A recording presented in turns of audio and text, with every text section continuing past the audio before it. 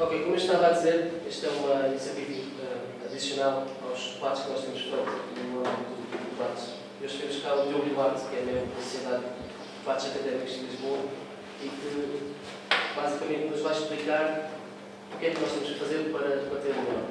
Bem, primeiramente, obrigado pela vossa presença. Também é um prazer estar aqui com vocês e poder vir de Lisboa para uma sala interessada em saber como argumentar. Como o André disse, eu faço parte da CEDAL. A CEDAL, a sigla significa Sociedade de Debates Académicos de Lisboa. Somos a segunda sociedade do género no país inteiro, a primeira na capital, sendo que a primeira existiu e continua a existir no Porto. Muitas outras, posteriormente a nós, começaram também a entrar para o mundo do debate. Neste workshop vamos ter alguns temas, eu vou-vos apresentar como estruturar, quais as vantagens, tudo isso que é importante no mundo do debate. Eu aqui selecionei os tópicos, portanto, vamos iniciar pelas vantagens do debate, a estrutura da argumentação e técnicas, tipos de estratégias do debate. Vocês, ao longo da vossa vida, com certeza, nomeadamente quando eram mais novos, e há essa imagem dos miúdos perguntarem sempre o porquê, o porquê, o porquê. E às vezes os adultos não têm uma resposta, dizem porque sim. Mas se vocês, em todo o contexto em que estão inseridos, seja em aulas, seja com amigos, perguntarem o porquê ou uma ideia, vão ver que esse porquê incomoda. O porquê incomoda, porque as pessoas dizem porque sim não dá uma justificação. Nós habituamos a aceitar as coisas sem questionar. Temos estes contextos, que eu acho que a maioria de nós conhece, seja uma participação em aula, seja também numa apresentação, como a que está agora a decorrer, ou então falar ao público por alguma razão, dar alguma notícia, ter que expor alguma ideia. Também num contexto profissional, numa entrevista de emprego, nós temos que saber estar à vontade com a pessoa, comunicar, falar, saber dialogar, saber também ouvir, porque é sempre importante. Também, se quisermos escrever um texto crítico, também é importante sabermos responder a esse porquê, articulá-lo. Se quisermos também, e muitos dos assuntos deixam-nos a refletir, esta também é uma das vantagens, eu a seguir vou enunciá-las todas, mais ou menos catalogadas.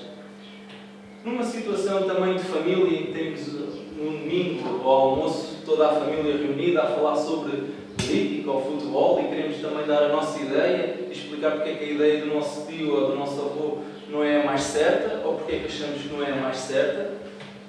Também, se estivermos numa esplanada com amigos, num bar, ou numa situação mais descontraída, saber falar com eles, saber mostrar os nossos pontos de vista, elencando as vantagens. Desenvolvimento da consciência crítica. Isto é o primeiro que surge. Nós ficamos muito mais atentos à realidade. Nós questionamos sempre, perguntamos sempre porquê, nunca aceitamos tudo como adquirido, questionamos e queremos ir mais além. É uma das grandes vantagens. Outra é o desenvolvimento da concentração e reflexão, nomeadamente num contexto, eu sei bem que não é aqui tanto aquilo que importa, porque o clube de debates e perspectivas centra-se mais na argumentação e, como divulgo o tema antes do debate, permite alguma pesquisa, mas nomeadamente a concentração é bom num debate competitivo, porque a pessoa está a expor a sua ideia e nós temos que absorver rapidamente essa informação, para depois sim refletir e poder contra-argumentar. Vai ser um dos pontos também que hoje vamos falar neste workshop. Também o desenvolvimento da capacidade de persuasão. Este workshop termina mesmo dessa forma. Eu vou-vos explicar, para mim, do meu ponto de vista, aquilo que é um bom orador. Aquilo que um orador tem que ter. E é mesmo persuasão, é a capacidade de dar uma ideia à pessoa e de convencer a pessoa dessa ideia. Também o desenvolvimento da capacidade de oratória. Eu lembro-me quando comecei, eu sou uma pessoa tímida, mas quando faço debates, eu perco essa timidez e sou capaz de pôr cá para fora aquilo que estou a pensar. Mas num contexto social até sou mais tímido nestas apresentações ou nos debates. E a oratória começa a melhorar. Ou seja, eu não fico nervoso, consigo expor muito isto, porque há treinos para isto, há treinos para a oratória, há treinos para o debate, e quanto mais forem, quanto mais falarem, quanto mais assistirem, maior vai ser a vossa capacidade de oratória. O desenvolvimento da personalidade. Vocês não podem continuar, quando entram no ritmo do debate, uma coisa é certa. Se vocês, como no meu caso aconteceu, são tímidos, das duas uma. Ou vocês desistem do debate, porque ficam realmente tímidos, ou então a vossa personalidade muda, porque vocês deixam de ser tímidos em frente a pessoas. Começam a ganhar esse conforto. Podem muitas vezes até cometer um gafe. Eu lembro-me que na apresentação do tornado, que é o torneio mais importante do debate competitivo que eu organizei, teve 100 participantes, portanto, imagine uma plateia com 100 participantes, o diretor da minha faculdade, eu esqueci-me simplesmente do nome dele. Pensei, não vou entrar em pânico, vou tentar controlar e, portanto, também isto ajuda, o debate também ajuda no desenvolvimento da personalidade. E lá está, o conforto a falar perante o público, nós pouco a pouco vamos perdendo isso. Nunca é uma coisa que perdemos totalmente. Uma coisa é estarmos aqui perante 15, 20 pessoas, outra é estarmos perante 100. Mais ainda é estar numa final perante 100 pessoas, em que estamos a ser avaliados e estamos a pontuar ou não. Portanto, o conforto vai-se ganhando. Muitas vezes o argumento não é sólido em si, nós fazemos isso passar como verdadeiro através, eu vou-vos explicar alguns métodos, em que a proposição passa como verdadeira. E, portanto, eu achei curiosa esta definição e também por isso decidi colocá-la aqui. Então, vou-vos explicar qual vai ser a seguinte exposição.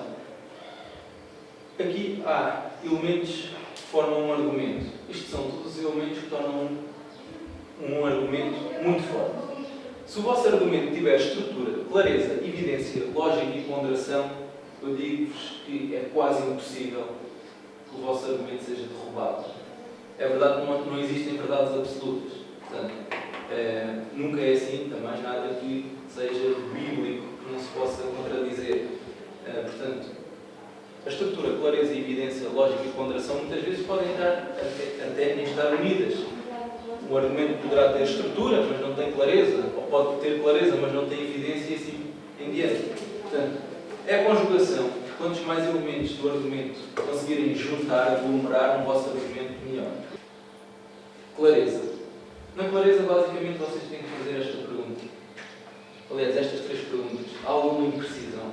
Alguma coisa que eu não fui tão claro e que a pessoa que está do outro lado não percebeu? Muitas vezes isso nota-se. No debate competitivo, normalmente as pessoas estão assim com os olhos cerrados, não estão a perceber. Às vezes, claro, passa também por um pouco de jogo sujo, mas normalmente nota-se até os próprios adjudicadores se estão com uma cara estranha, se não estão a perceber.